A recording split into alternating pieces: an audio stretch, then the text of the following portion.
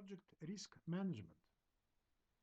This course is developed by Professor Alexander Pavlov, the head of Project Management School, PMI Project Management Professional, and IPMA Certified Project Manager.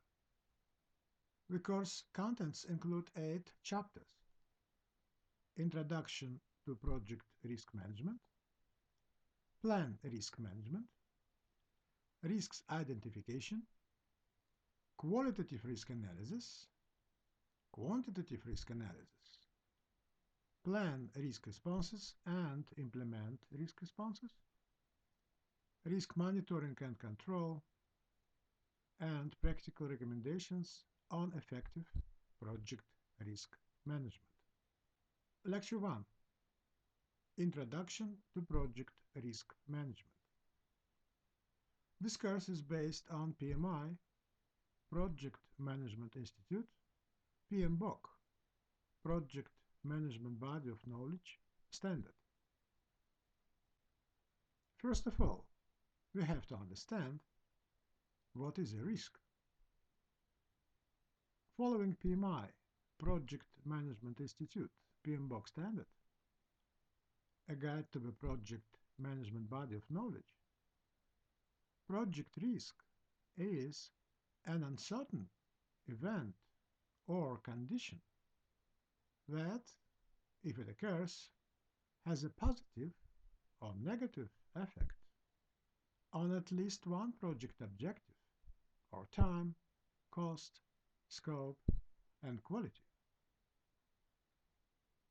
PMBOK standard based on generally accepted practices and knowledge, and is a universal standard that can be applied to any project in any business industry.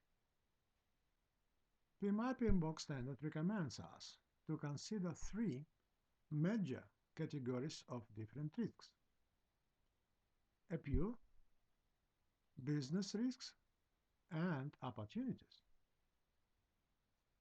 Risk with negative effect on a project is called a pure risk.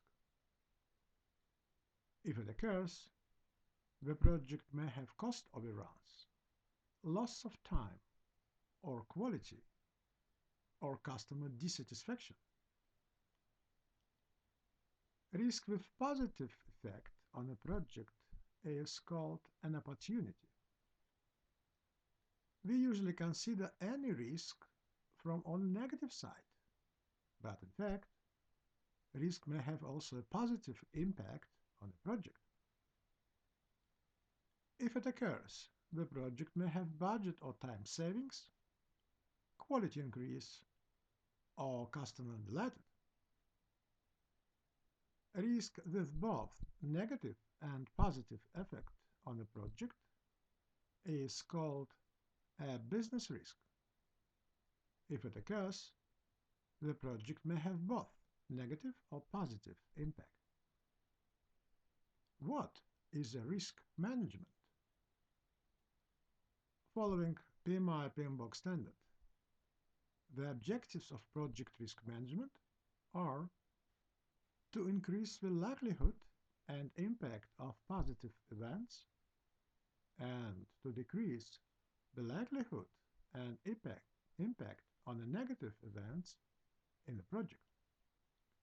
Let us consider the definitions of risk probability, impact, and value. Risk probability is a likelihood of risk appearance.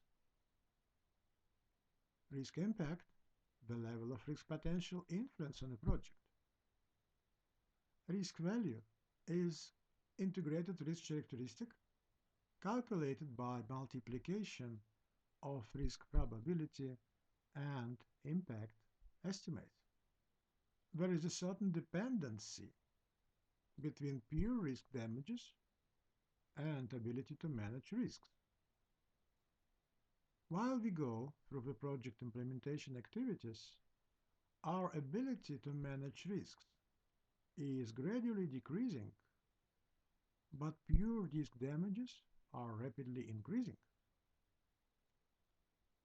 For instance, during project initiation phase, we have full budget and all the project resources in our hands to manage risks, and pure risk damages are low. But during project closure phase, the appearance of negative risks may bring a huge pure risk damages because we already spent a major portion of project budget and resources, and our ability to manage risks is low. Therefore, we need to try to manage negative risks before the project closure phase. The risk probability and ability to influence the course of a project and the deliverables keep decreasing as the project moves on. The cost of risk, if one occurs, increases from phase to phase and reaches its maximum at the final one. There are two types of project risks, so-called known unknown and unknown unknown risks. Known unknown risks are those that have been identified and analyzed, making it possible to plan responses to those risks. Known unknown risks that cannot be managed proactively should be assigned contingency reserve. This contingency reserve is in hands of project manager. Unknown unknown risks are those that cannot be identified and analyzed. Unknown unknown risks cannot be managed proactively, and therefore they may be assigned management reserve. This management reserve is in hands of project sponsor. Contingency reserve is a budget within the project cost baseline that is allocated for identified risks for which mitigating responses are developed. Project manager has a power to use contingency reserve for known unknown risks management.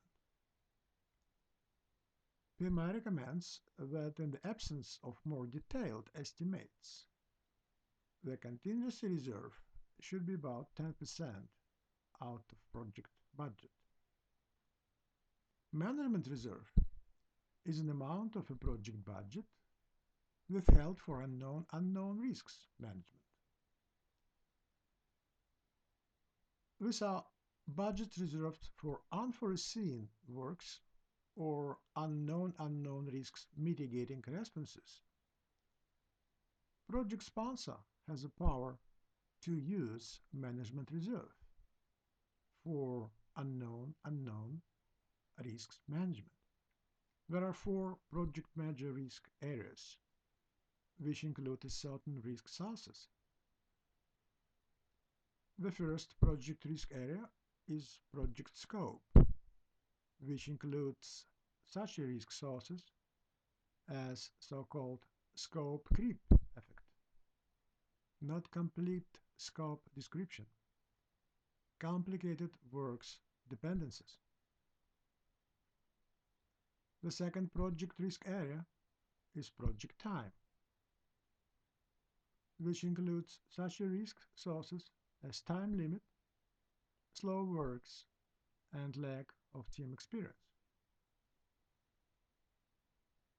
The third project risk area is project cost, which includes such risk sources as budget limit, wrong cost estimations, and expensive resources.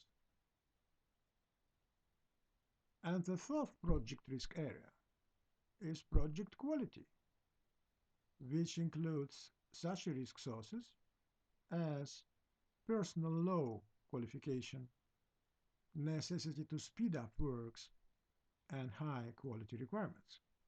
Project risk management cycle consists of 7 processes: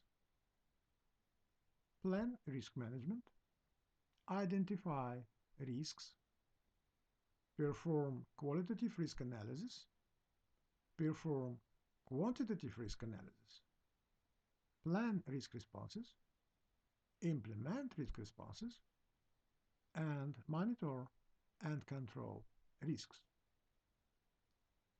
These processes are interconnected and depends on each other results. The sequence of 7 processes implementation is presented on next page.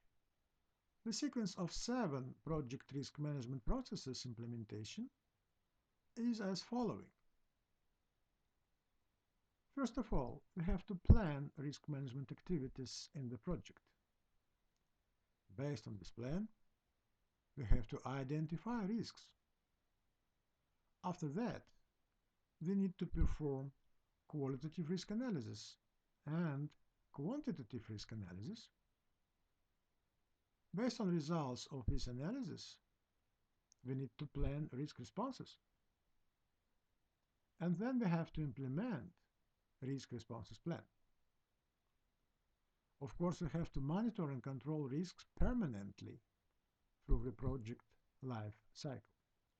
The risk management plan describes our approach, tools and techniques that we plan to apply in managing project risks.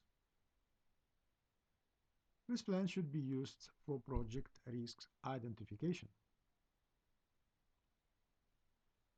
Project risk qualitative and quantitative risk analysis should be applied for identified project risks, to estimate risk probability of appearance and risk impact.